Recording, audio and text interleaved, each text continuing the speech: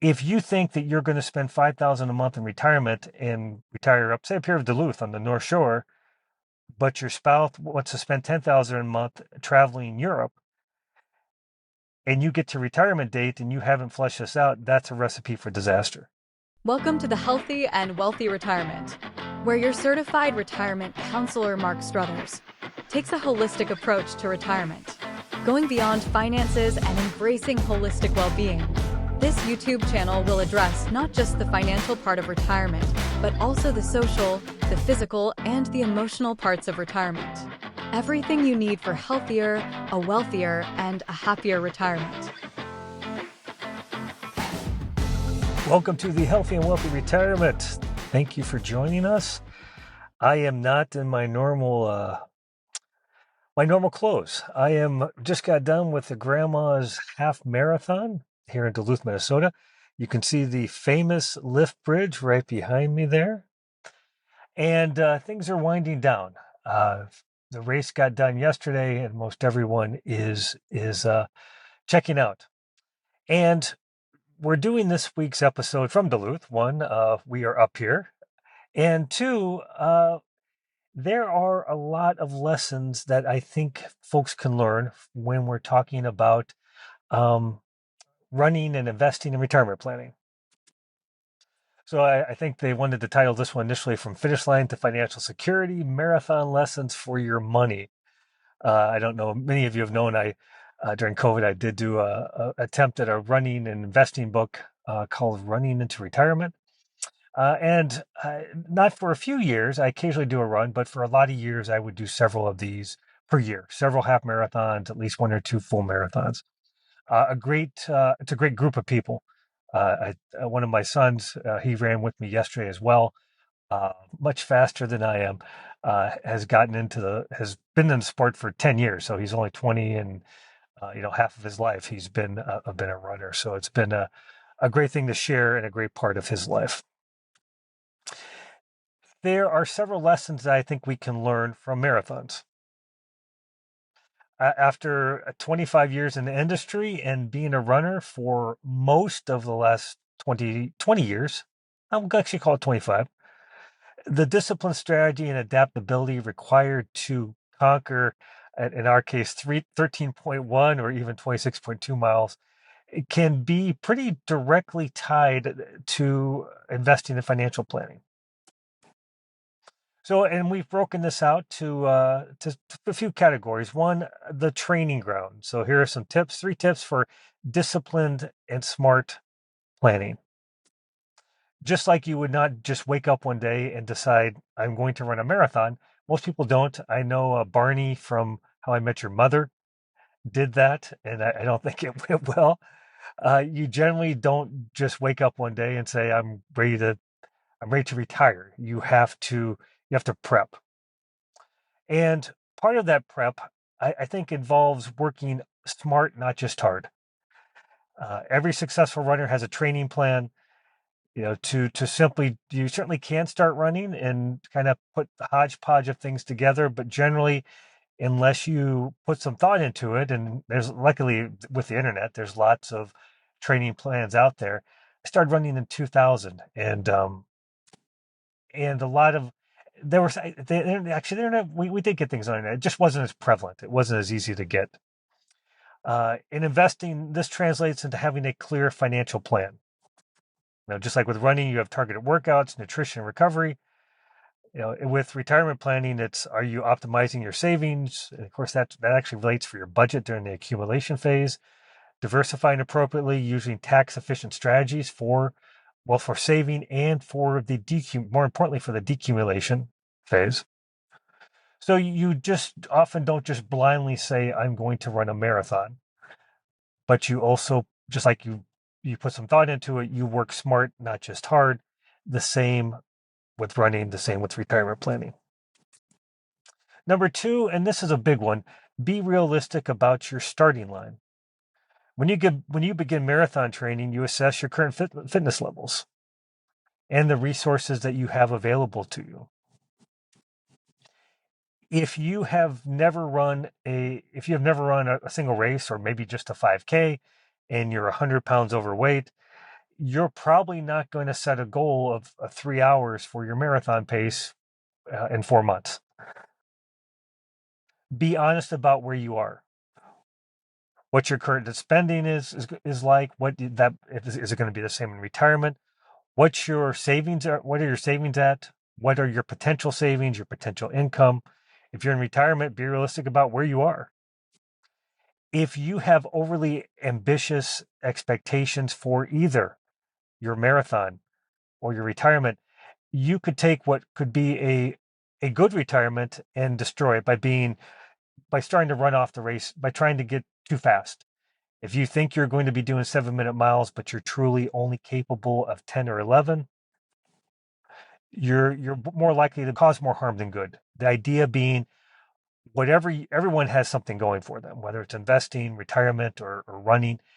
Look at where you're at. What is the best version of yourself? How do you optimize what you have to put yourself in the best position to succeed? Number 3, flexibility is your training partner.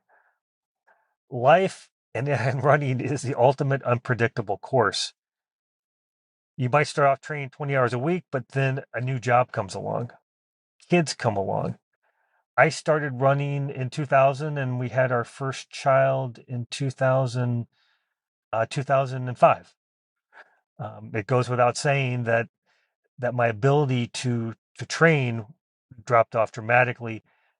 Jobs change, stresses change, aging adults change. The Gen Xers are known for sandwich generations because boomers are living longer. Many of us have elderly parents and kids.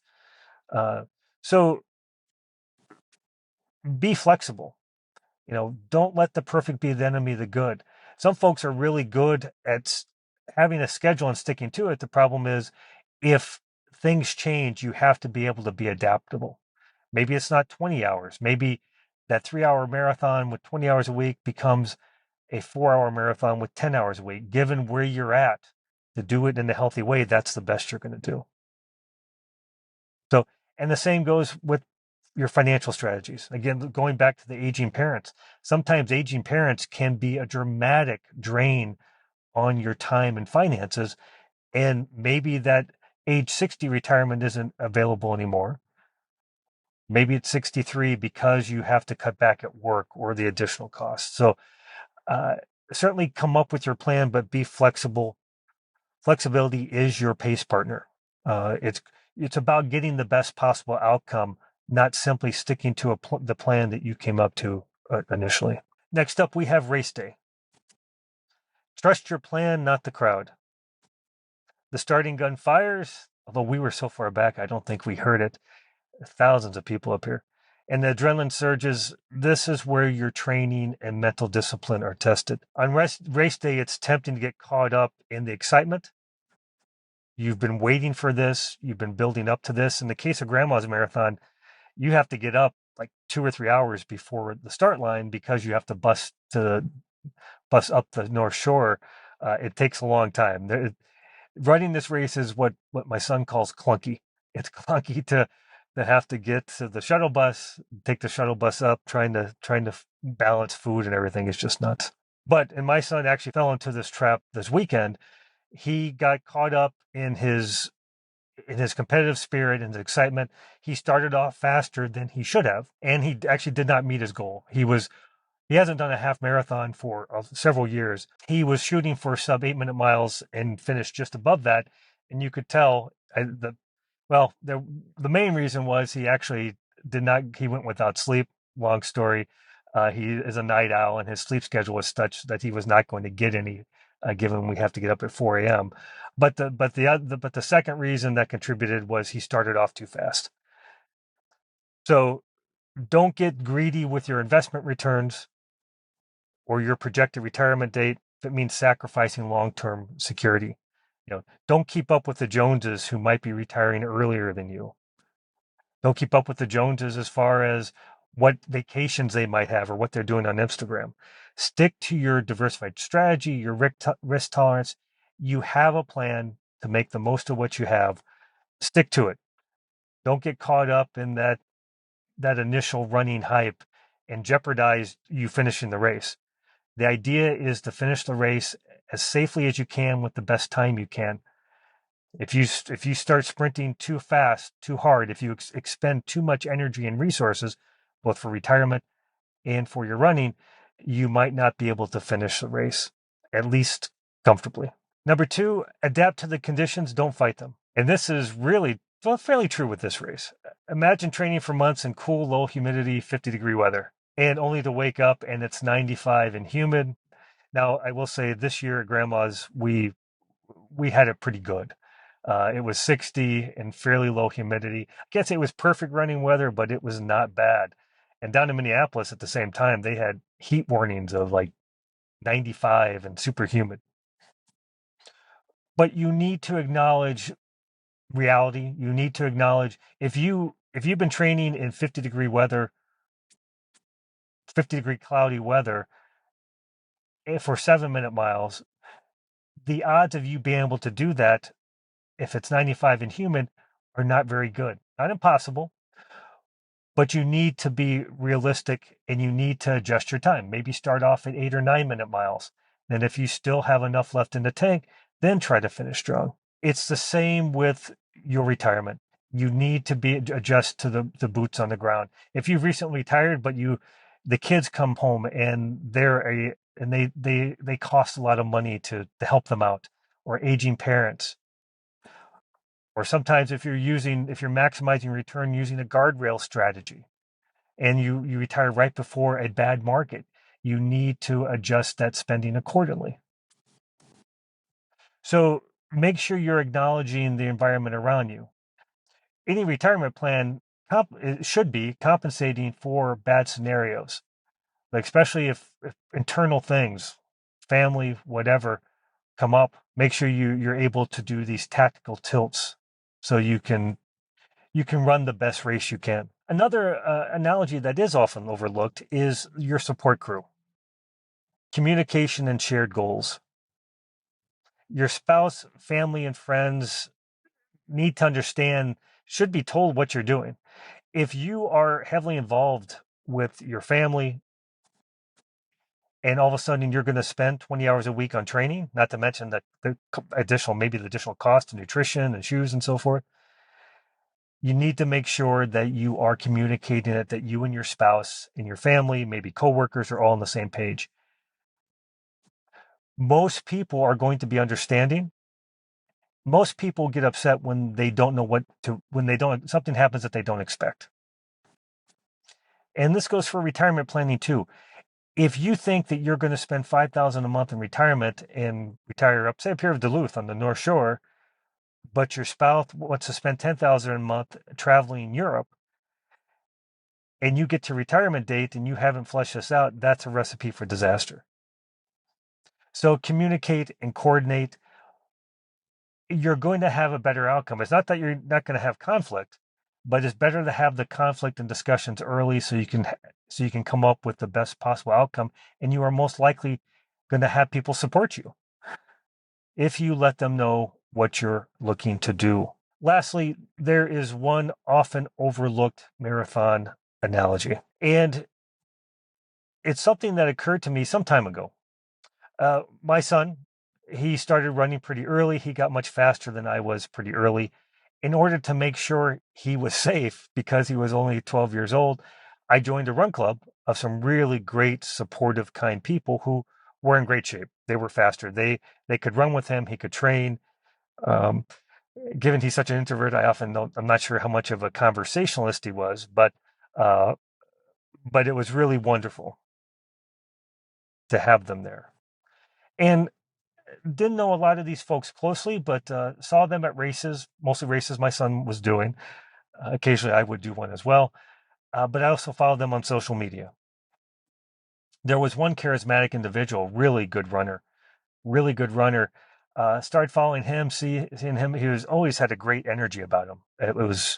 He was one of these people that just it was contagious. His love of running was contagious as well. It was pretty cool.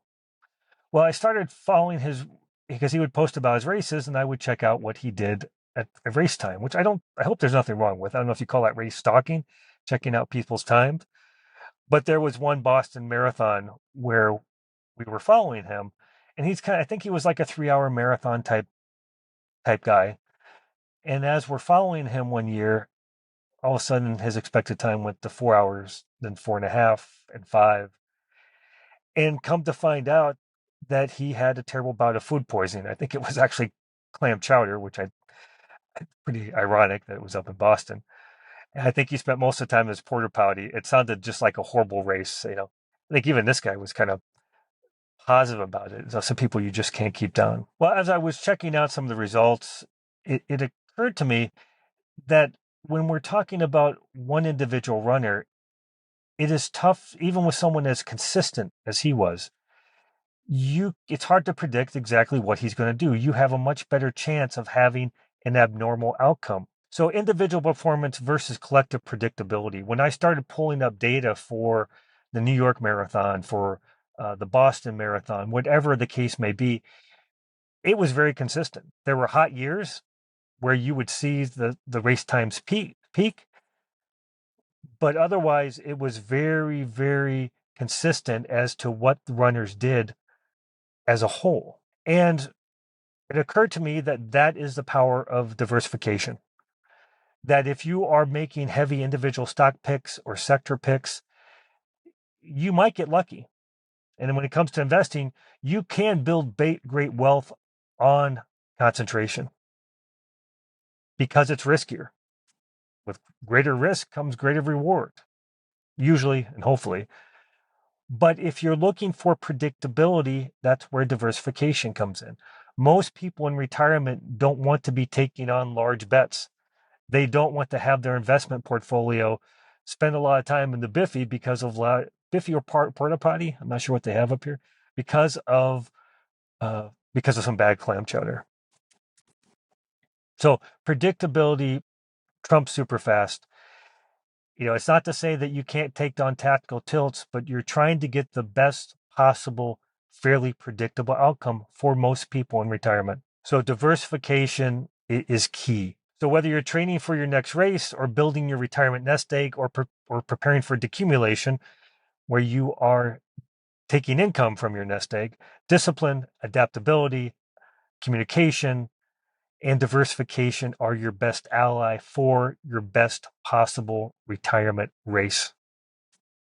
If you put some thought into these things, you take some of these lessons from these just really upbeat, fantastic marathon runners and half marathon runners, you're probably going to have a healthier, a wealthier, and a happier retirement. Don't forget to hit subscribe, and good luck on any race that you have coming up this year. Stay well.